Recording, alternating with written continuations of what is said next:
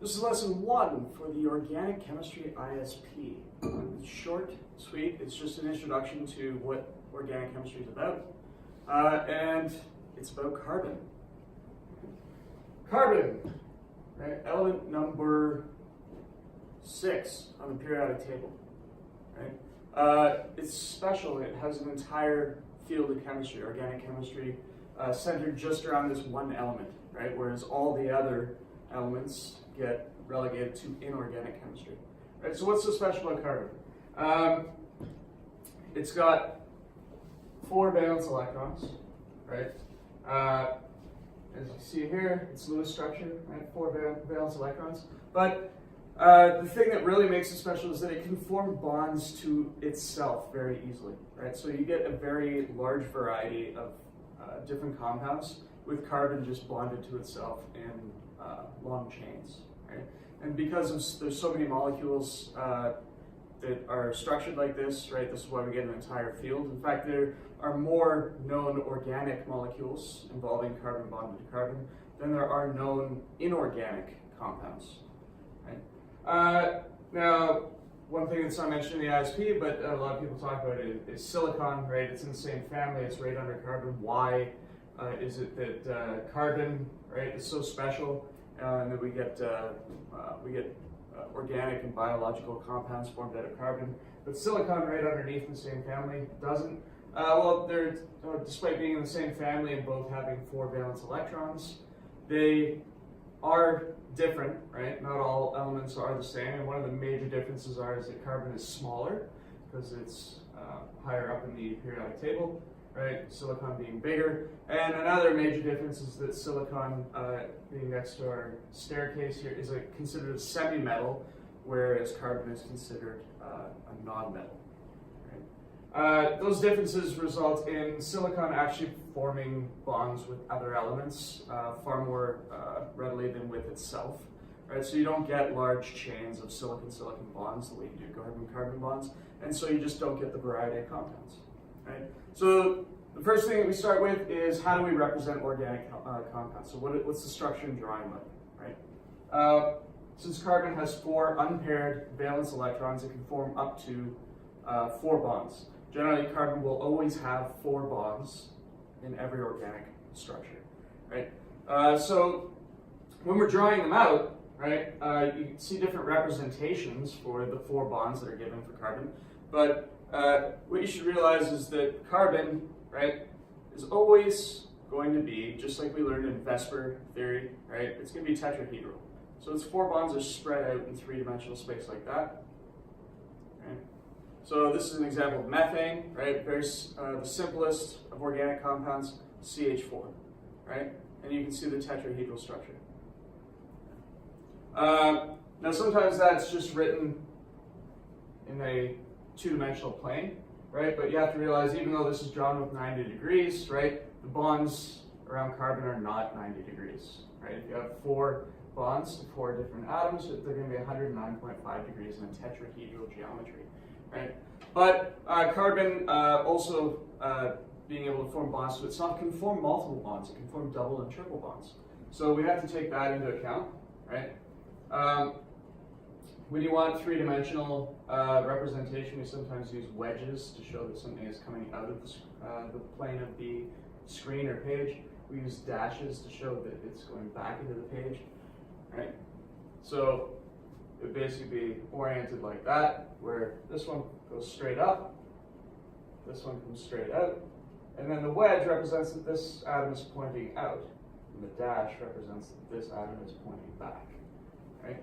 But then when we get into double and triple bonds, right, everything can be represented in a 2-dimensional page because everything is flat. Right? This is formaldehyde, right? Very simple organic compound. There's the model for it. You can see that it has a double bond to oxygen. So up here we have our red oxygen, and you can see that there are 2 bonds to it.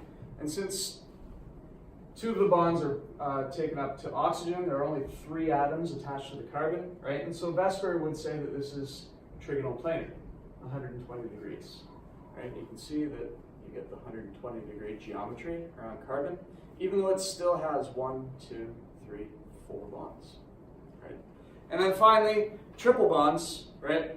If it forms a triple bond, this is acetylene or ethyne, right? It's used in blowtorches, right? If we have 3 bonds between carbon, right?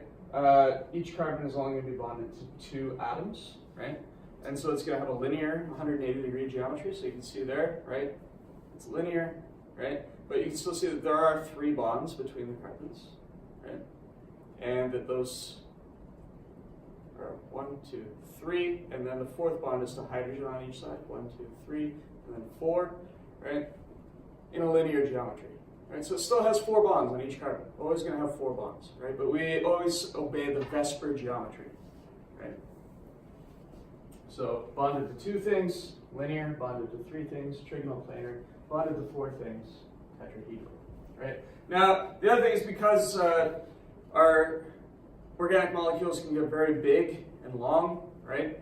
Drawing them can become more and more complicated because there's so many atoms to depict, right? So we try to simplify our organic molecules so that they become easier and more efficient to draw, right? And this is where we come into the difference between a full structure, right, and a skeletal structure, right? The full structure is where you show all the bonds to all the atoms. You show all the atom symbols, right? But as we get very large molecules, right, that takes up a lot of time and effort, right? It starts to crowd the page, right? So in order to simplify things, we created what's called a skeletal structure. The skeletal structure, right, doesn't show the symbols for carbon, right? It doesn't show the symbols or the bonds to hydrogen, right? And this simplifies the structure greatly, right? You can see that these are the two, both the same, right? Where I've eliminated the symbols for carbon, so carbon's not written there, and I've eliminated all of the hydrogens, right? And you can see that it takes on this zigzag shape, and in actuality, because of the tetrahedral bonds between carbon, right? Here's the actual model of this molecule. It does have a zigzag shape, right? There's 109.5 degrees between all of the atoms, right? And its shape is zigzag, right?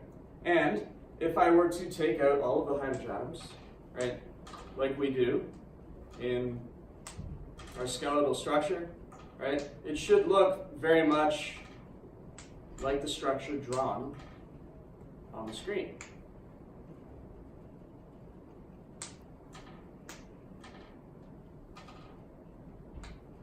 Right? So here is the same model with all the hydrogens removed, right? And if I hold it up, right, it looks very much like that. It's zigzag, right? So at each vertice, including at the end, right, there's a carbon atom, right?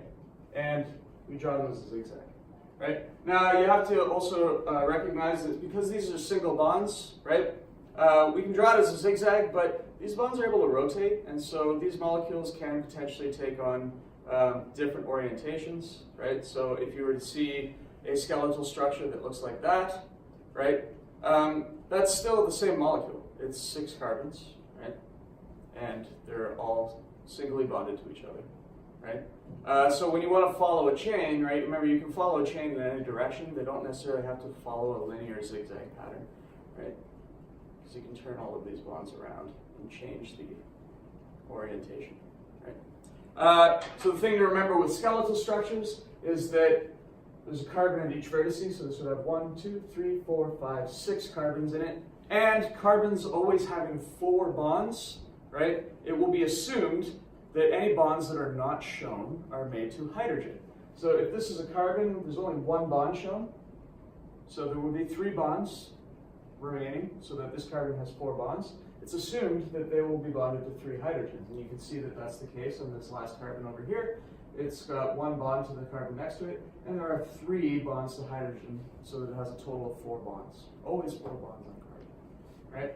And then for these carbons in the middle of the chain, they will have 2 bonds to the carbons beside them, which means that the remaining 2 bonds must be to hydrogen, so there are 2 bonds to hydrogen that are not shown, right? And you can see in the full structure, right, all the carbons in the middle of the chain are bonded to 2 hydrogens. Okay? And then, if you're drawing the skeletal structure of any organic compounds that contain elements other than carbon or hydrogen, right, then the element symbols for those elements are shown, right? So it's only carbon and hydrogen that are not shown in skeletal diagrams. So here, this is acetone.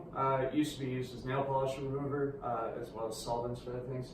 And the full structure shows the 3 hydrogens that are bonded to the carbons on the end, right? And it shows the double bond to oxygen, right?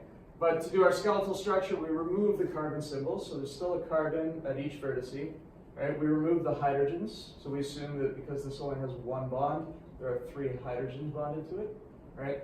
And we still show the oxygen symbol, because any element other than carbon and hydrogen, we always show the symbol, right? This center carbon has 1, 2, 3, 4 bonds, right? So we know that there are no hydrogens attached to this middle carbon. It already has 4 bonds. So we go back to the full structure, 1, 2, 3, 4 bonds. There's no hydrogens on that carbon, right? So that's how we can determine how many hydrogens are attached, even though they're not shown, right? Carbon should always have 4 bonds. You can go on and you can do the practice and check it against posted answers.